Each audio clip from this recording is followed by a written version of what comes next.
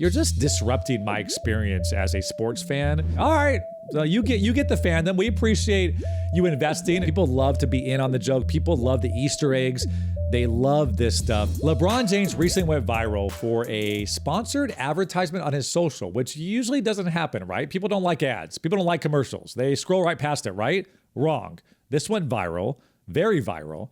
And I'm gonna explain to you exactly how they did it and why it's an incredible case study of what you should be doing with your branded content. I'm also gonna give you an example of a bad piece of branded content, why it didn't work, and how you can avoid that. Let me dig into this. So a lot of you may or may have not seen the mobile game Royal Kingdom has partnered with Kevin Hart, Jimmy Fallon, LeBron James as of late. They've done a huge marketing push. World Kingdom is really like a Candy Crush type game on mobile devices. And they dropped a collab with LeBron James, and it was extremely impressive. And the reason it was is because they didn't try to force a moment. They tapped into one that already existed, which this is how you really show up in sports culture specifically. If you can be additive and not take away from the culture. I mean, if you're just advertising and look at me and download now, you're just disrupting my experience as a sports fan that just wants to laugh and wants to engage and wants to talk with my friends about what's happening in sports. Royal Kingdom did this a really, really smart way that I think all of us marketers can learn from. So if you don't know, this has been a long-standing joke in LeBron James culture, if you will. But for years, there's been pictures of LeBron as he's walking into the stadium. He's at his locker room. There's a lot of pictures of him reading books. He's always on the first page, though. And we could probably show a few of these famous photos on YouTube if you're watching on YouTube. But if you know the joke, people are like, man, LeBron don't read. And recently he was on the Pat McAfee show for like an hour-long, super deep conversation. And even Pat McAfee's producers were like, LeBron, you don't really be reading those books, do you? And it caused a laugh, and LeBron was kind of joking around. So a lot of fans troll, right? Like, LeBron doesn't read. Does he even read these books? Why is he always on the first page? This is a PR stunt. So what World Kingdom and LeBron did, because obviously you have to have LeBron sign off to poke fun at himself, they leaned all the way in. And in the ad, they reveal, and I'll show you here on YouTube, and we'll play it as well for you, but they reveal that Bron isn't reading these books as potentially has been predicted.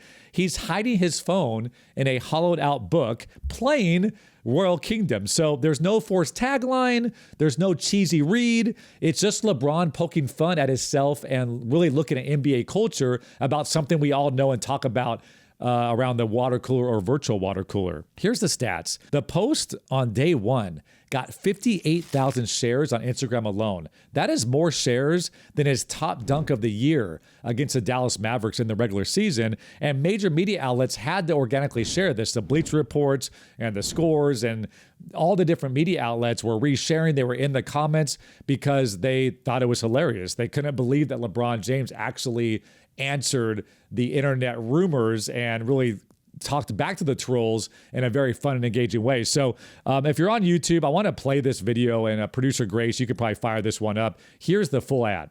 LeBron, thanks. How many books have you read this year? Oh, that's a great question. I would say this is my 23rd book this year. Okay.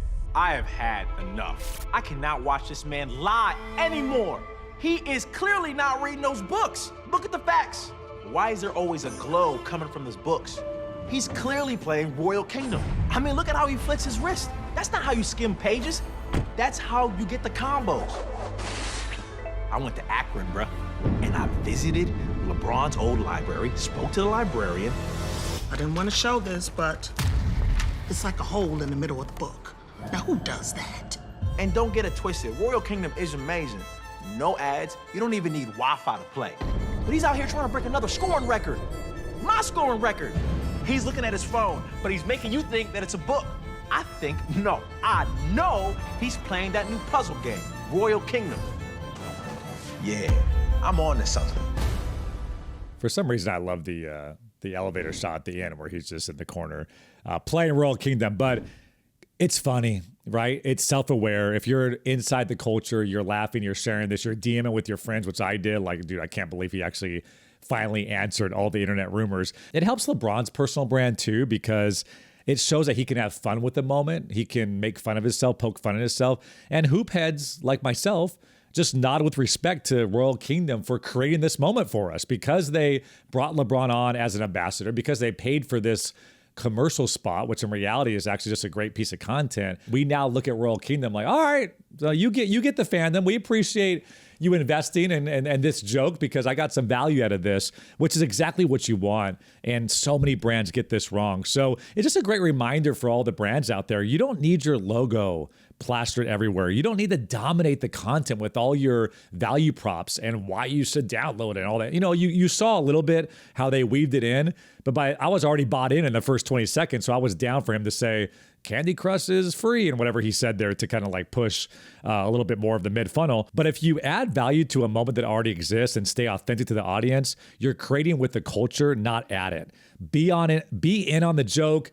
People love the, if you know, you know. People love to be in on the joke. People love the Easter eggs. They love this stuff. And as a brand, if you can show up authentically, you're just going to win. Hey friends, quick favor. Can you please like this video and subscribe to this channel? If you get any value from this episode or the show in general, we'd really, really appreciate it. Back to the action. With that, I have to, unfortunately, my fellow Greek, Giannis, he did an ad and Castrol Motor Oil and the NBA collabed on this. So can you click actually real quick, Grace? I don't know if you have it, but if you could click or look up the NBA on Instagram, I can even probably pull it up right here if it's tough for you to do on your side. Let's see, the Instagram, NBA on Instagram, how many followers they have. 90 million followers. 90 million followers by the NBA. So you would think that when you collab with the NBA on anything, it's just going to go viral immediately, right? Like, especially if it's anywhere near what an NBA fan wants to see. Let's now roll this Giannis clip for Castrol Motor Oil, and then we'll digest it. So, you want me to be in the motor oil ad? Oh, Giannis, Castrol is more than just motor oil. Across every industry, Castrol is trusted by the best to help them perform. Whether they're a key link in the supply chain, or protecting the skies, or exploring the universe. But you guys make motor oil too, right? Oh, yeah.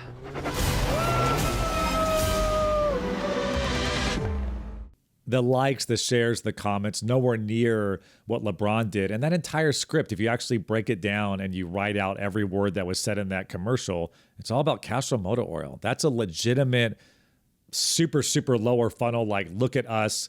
All we care about is Castrol. They're not creating with the culture. There's so much stuff that you can do with Giannis as the Greek freak, and he's so funny and entertaining, and there's so many inside jokes and so many things that you can tap in to Milwaukee Bucks fans and NBA fans and global fans of Giannis, and they didn't. They just talked about how amazing Castrol Motor Oil is.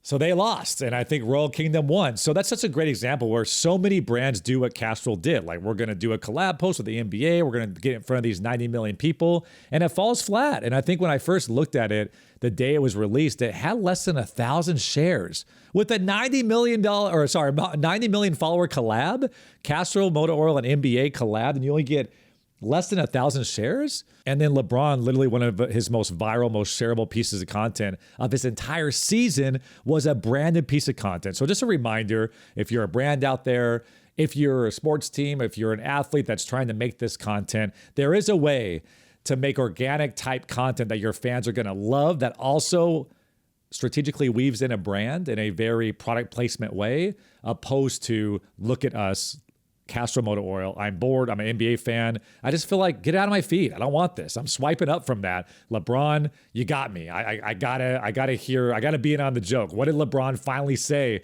to this running joke about this first page of the book? So I thought it was a great case study that we all can learn from. I wanted to share that with you. If you're listening on audio, make sure to go check out our YouTube channel, David J. Brickley, and watch those ads or just search them on Google, because I think it really is a great juxtaposition and something you could, really show your bosses and show different colleagues or show your brands out there that you work with. Here's a great example of how you talk to culture, not at it. Here's a bad example of how you just, use the real estate of the NBA to just drop a commercial that doesn't really make sense. So there you have it. Hope you enjoyed it. This has been yet another edition of the Business of Social podcast. My name is David Brickley. It's all been powered by STN Digital.